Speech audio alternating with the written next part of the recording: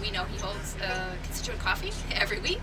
We signed up, and so we know that we can get before him. But at least there we can publicly demand a forum in Ohio, a public forum, where people throughout Ohio can come and speak to him.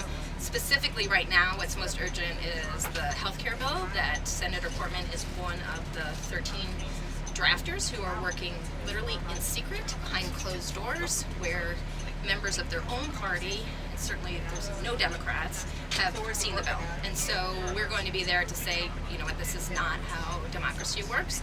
You need to come back to the state and hear from your constituents before you vote yes on a bill that might take away health care coverage from millions of people and impacts 1/6 of our country's economy. This is not the time for secret government. And we have been sent with a whole list of letters and postcards, and then also all of the healthcare survey responses. So I feel like regardless of our number, we are able to comfortably say that we're representing 1,000+ people in Ohio who have sent their messages with us to deliver to the senator. So I think there's two goals. Like for me, ever since President Trump was elected, I've been very concerned about the impact on democratic process, and the president seems to have a very authoritarian bent. He likes to keep things close to the vest. He doesn't like full disclosure. They've had very limited press conferences, for example. He also has no compunction with lying to the American public, to others.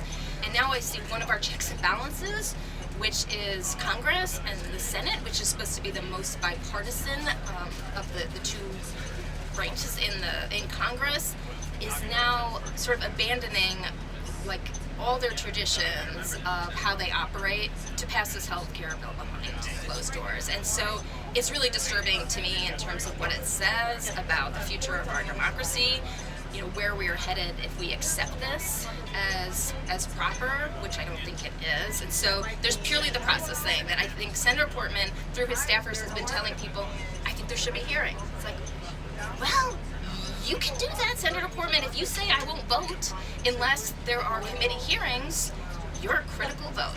So you have the power that we don't have. So don't just say that you support it. Stand up, you know, be a man, represent your state, and demand it. Stand up for democracy. So that's purely a process standpoint, that there has to be time for public hearings. There has to be time for all senators to have input, to offer amendments. At least the same amount of process that happened through the ACA, which they said was insignificant and insufficient. We're having none of that. We cannot have a new healthcare plan that virtually nobody in the country isn't in support of.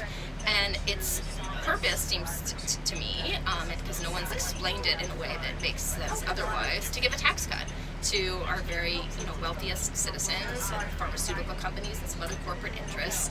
And to fund those tax cuts, they need to take away coverage from lots of people who won't be able to afford it. I think it's exactly what the president described it as. It's mean. It's mean, and it certainly cannot be an improvement on health care. I mean, let's just call it what it is. It's an attempt to jam through tax cuts, and the way they do it is that they don't care that an estimated 40,000 some people will be dying every year before they can get their tax cuts. So I think that's outrageous.